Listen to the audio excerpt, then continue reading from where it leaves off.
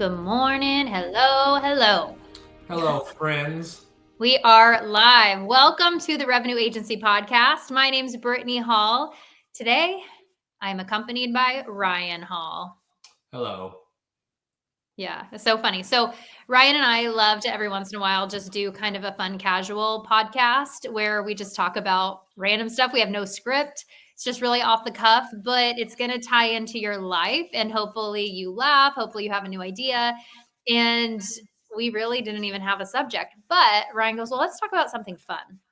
And he had an idea, which I'll let him go into in a second. But I had this graphic the other day that I think I shared on Instagram that was like, people get so mad at traffic. They get so mad at like all these little things that we can't control throughout our day. And we decide to get a lot of energy built up around really simple little things that we encounter throughout our day. But we don't take things seriously enough. Like, are you overweight? Are your bills tight? Do you have a lack of funds? Do you have strained relationships in your life? Like those are big things that really should require your attention and get energy from you. But instead, we just kind of ignore those things. Right, Ryan? Isn't that kind of what you were saying? That's kind of what yeah, pretty much. It's interesting to me, and as I say this, I'm not a unflawed person, right? So I'm working on myself all the time, right? We're always working on ourselves. Yeah. But an observation I have is how some people completely freak the F out over things they can't control. Like Brittany said, traffic or my flight's delayed. And it's like, do you think yelling at the person standing at the ticket counter is going to make the flight get here any faster? Like, take a breath, bro. Like, control the controllables. Yeah. There's nothing you can do about that. So what can you do? Well, I can be productive. I can send an email up from work, or I can, spend quality time with my kids, or, not scroll on this stupid thing for 6 hours. But it's just interesting because we see a lot of times on soccer fields, and that's kind of what I was thinking about is soccer, or baseball, or football, you name the sport, right? But people just are so, what do I even want to say here? Like so dead set on the way it should be or supposed to be, and it isn't even accurate. Like, well, it's like something that's so little just creates such a reaction. Like people are so reactionary to all the little things. I think that's what we're probably trying to say. But then like the big problems in their life that are going to lead to like not good stuff down the road, they're just like this, like, I don't want to deal with it. I don't want to deal with it. But then it's like, F that guy in traffic. It's like, wow. Yeah, like yelling at a 17-year-old ump because they made a bad call on a throw to second, and it's like, your son and my son mostly score on errors. We're going to keep the baseball analogy. So let's just pump the brakes on what the kid out there that's wearing blue is like doing right or wrong. Like, hey, good try, like whatever. It's 10U baseball. I know. I always matter. But what does matter is that's your third hot dog and fourth Diet Pepsi today. Like that actually matters. Yeah. That's going to catch up with you for sure. And you can control that. Mm-hmm. I think too, like even kind of keeping the parenting thing, like with reactions and what we do and how we act around our kids to situations, is our kids are learning from us. And so if we freak out at little things and every little thing is a big deal to us, then they're going to be like, either like, oh my God, my parents are so embarrassing. This makes me feel bad. Or they're going to also like replicate that same behavior. And then they're going to be really reactionary. And that's not really a great way to set your kid up for success. I think you said yesterday at the baseball field, you saw a dad completely freak out at his son in the middle of practice and like take his bat and walk to the car. It's like, what? And then Ryan heard too, or maybe our son heard him. The kid say, oh, I hate my dad. I don't even like my dad. And it was like the dad freaked out about like the kid laying his bat down on the turf, like something so silly. But it's like, why as adults, to me, I go, there's something so much bigger going on. And this is just a symptom. That reaction to something is a symptom of such a bigger issue that's not being dealt with.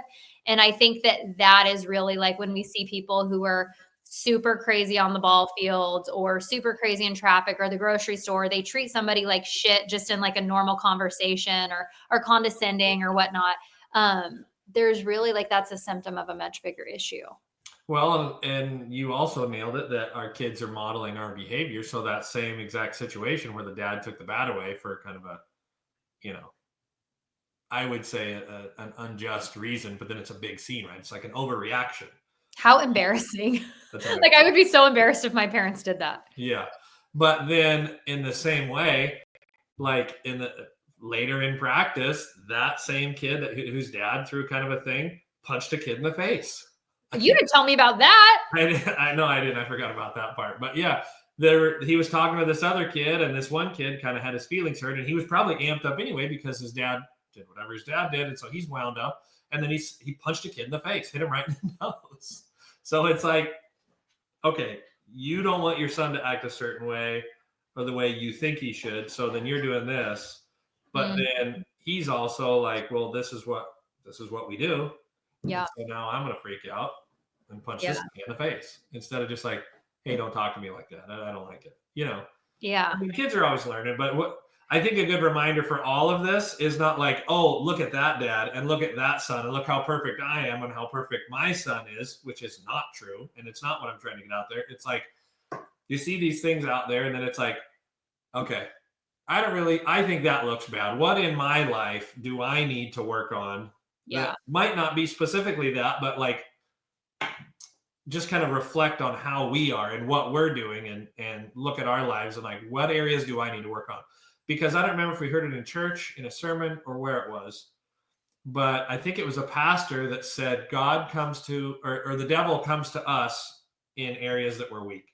So Brittney and I aren't challenged with like cheating on each other with somebody else. Like that's not, like it's adultery. easy for us to not cheat on each other, right? Some people aren't like that. Yeah, some people are tempted, in their marriage. Like we're not. So he's not coming for us for that, but he might be coming to us for maybe spending too much money or maybe, lots of other ways. Yeah. So it's like, where in our lives do we need to reflect on, where do I need to get better? What do I need to work on? Yeah. I think too, like a great way to just even grow that awareness is when you react to certain situations or when you make certain decisions in your life, I don't think it's your conscience. I think it's energetic where you go, oh, that didn't feel good. So just like growing that awareness of like, that doesn't feel good to me. It's like, if I went and like binge ate 4 cookies, like physically I might not feel good, but like, I'm also going to be like, what the hell was that about? Like what's going on? And I think that we learned a lot of that in our health coaching business, to be aware of our behaviors and maybe what they're a reaction from, what or a response to or whatnot. But I think as adults, it's really, our duty through life to grow more aware because our actions affect people. We're raising children. You and I are married to each other. So like sometimes I lose my shit about stuff and sometimes it's not losing my shit on anybody in the house. It's like me just like spouting off about a situation. And you know me well enough now to be like, okay, she's just having a moment. In about 2 minutes, she's going to be over it. And then we're going to be back in a rhythm. But like if I acted like that out in public or like to our children, like that would be a big issue. But if it's like just me in my office having a moment, I don't really feel like it's affecting anybody. It might be affecting you. Probably affects me the most. But I think it's healthy to not be completely bottled up. Yeah. And to like let it out. I mean, like don't go kick the dog, but maybe not that we've ever kicked the dog. We've never kicked the dogs, but I might kick the wall or throw a wrench. I've done that before. Oh my gosh. Yeah. So it's not about being perfect, but I think it's about being a little bit better all the time. And just one more thing, I think that's, I would say back to parenting for sure. I think that our parents were a generation, like I remember growing up where parents didn't admit mistakes. They didn't apologize. They didn't admit wrongdoing. And I think we've really I think the generation now that's raising kids, our generation, we are much more likely to be like, whoa, like, sorry, mom did not act my best. Like, I shouldn't have said that to you. So I think even not being just perfect all the time, but being able to own your stuff to your kids and show them that, like, we're not perfect and we do need to apologize sometimes. And I think that you can translate that too into your adult relationships. Adults have a really hard time with things that feel uncomfortable and conflict. And it's a really beautiful thing when you can just go, "Hey, I'm sorry. Like, I was in a bad mood. Like, that did not come out right," because we are going to make mistakes. And I think that's one of the most powerful things you can do is take accountability. Mm-hmm. That's Mhm. good. Yeah. Kind of have a different thing. I don't know if we should do another podcast on it or if we should just shift gears here. But I heard on a podcast the other day that money is kind of like a fun ticket, right? Mm, And it's like if you have money but you're not having fun in your life, you need to cut something out. Like get rid of something. So what I took from that is like betting on yourself. How many of us have been in a position, I for sure have, where it's comfortable, meaning, it's, let's use the example of a job. Like, oh, I got a pretty good job. Is it fulfilling? No. Do I like it? Not really. I mean, it's fine. I tolerate it. But like if I really went in and bet on myself, could I be having a much more fulfilled life? I'd show up better as a parent, as a mm, spouse. Like if I'm living in my purpose and pursuing what I really want to do instead of just like, well, I just go to work and I get a paycheck and I come home and maybe I self medicate with alcohol or food, or yelling at umpires at baseball games because I have all this frustration pent up because it's like I'm really not working in my purpose. Right. yeah. So we were talking about that the other day too. I think that was like betting on yourself. But here's the thing: it's easy to say that. It's much harder when you do have something, right, and you have a consistent paycheck to just go, Yeah. F this, I'm out. I'm Mhm. not doing this anymore. I'm doing that. And is it secure? Absolutely not. I'm totally gambling by doing that. But Yeah. what if I win? What if Yeah. I win? So you're tying that into you're out of left field. I was Well, that's like, what I where is said. It he might be a going whole with nother this? podcast, but I was like, okay, we're done with that. Like, there's really Yeah. something to that. Just like betting on yourself. Well, and I think like really like the common thread that was tying to what we were talking about is, are you acting and showing up as the best version of yourself? Hmm. And if you're not, because the best version of me isn't impatient, doesn't lose her cool. Like that's not who God created me to be, right? So that's like something that I'm working through. It gets better and better, but it's still like one of those things.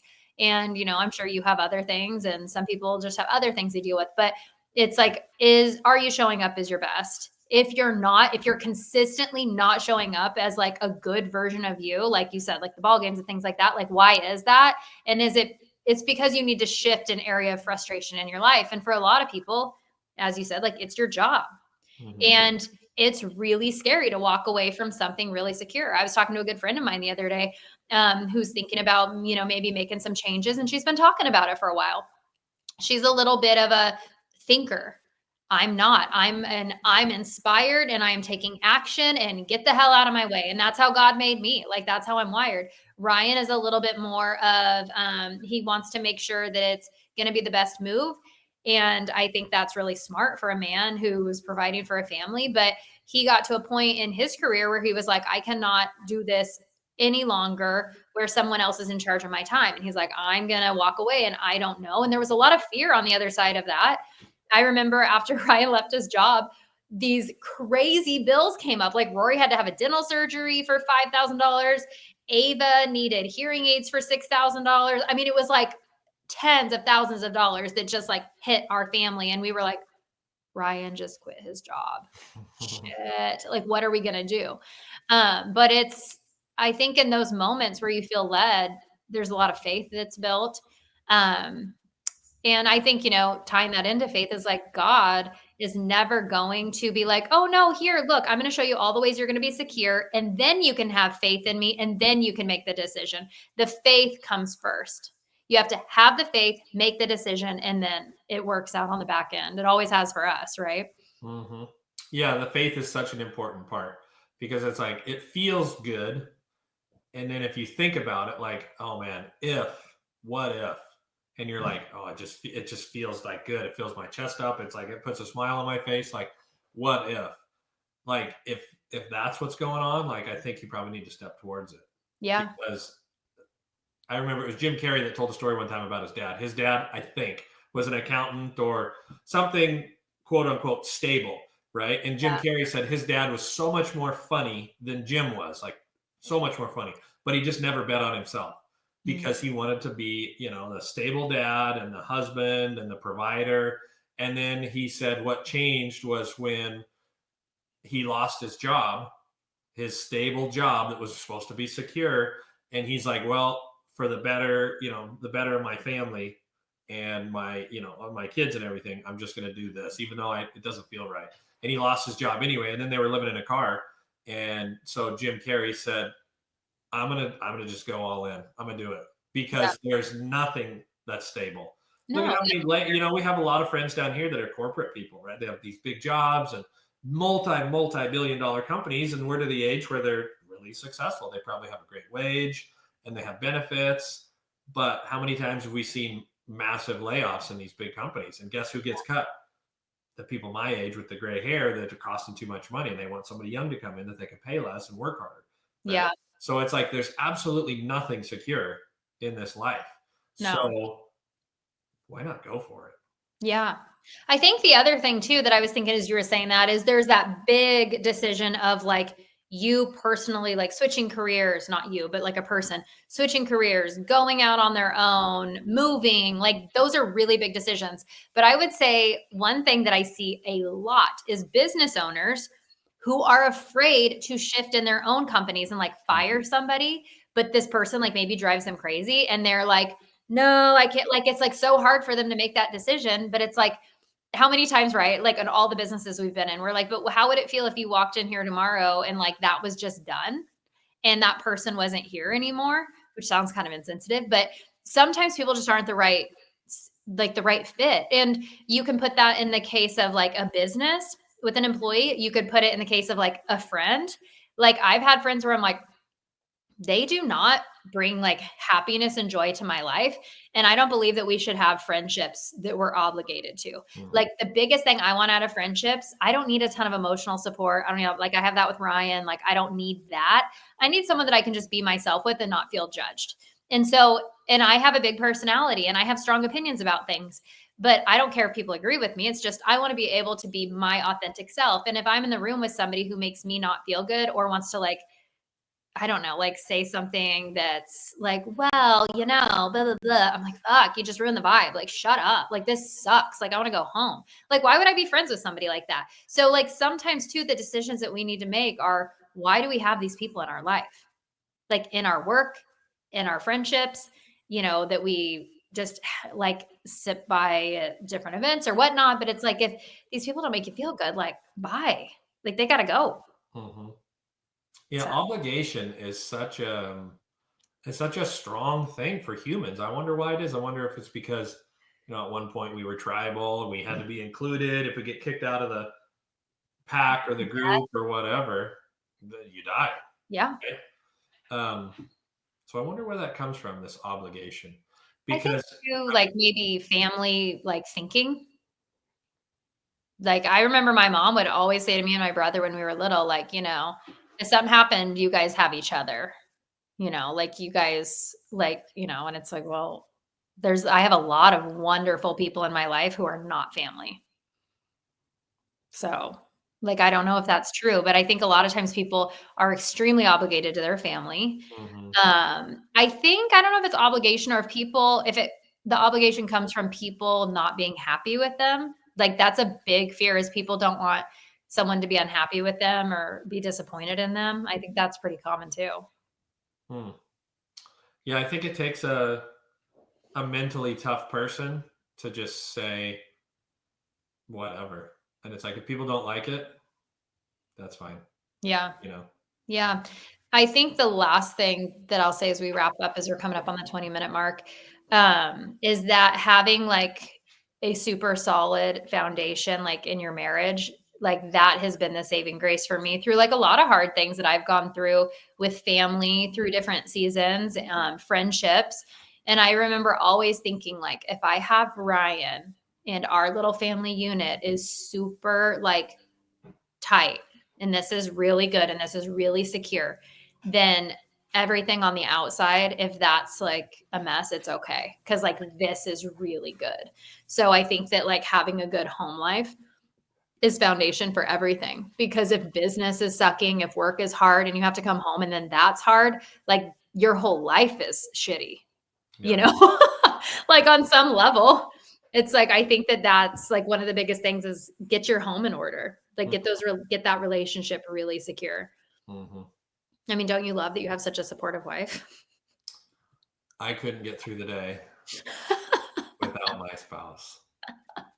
No, I joke about that, but no, it's true. I think it's such a marriage is by far the biggest decision you'll ever make and the most important decision you'll ever make, because you have these little people, if you have kids, that go out into the world, and we know it's hard, and kids are mean, and teachers sometimes suck, sometimes they're great, but there's a lot of hard things they have to navigate through. You know, we have a teenager now, we have a fourth grader, and kids can be jerks, right? Yeah. Like, it's hard, but we've always told them, it's like, man, you got to be tough. You have to be tough because the world is tough, and there's no program that's going to help you do this or help you. Like, you got to go out there and you got to get after it and be tough. But it's nice, especially for kids, to be able to come home and know that mom and dad are there, and, you know, like there's not going to be fighting. And mom and dad like each other. Yeah, mom and dad like each other. It's always like, you know, like you can always come home and know that it's like an oasis. Yeah, it's a safe place. Desert of life. Yeah. Well, there you go. Oh my goodness. All right. Well, I hope you guys enjoyed our 20 minutes of kind of talking around a lot of subjects. Yeah, but that was fun, right? We'll have to do another one. Okay. All right. See you later.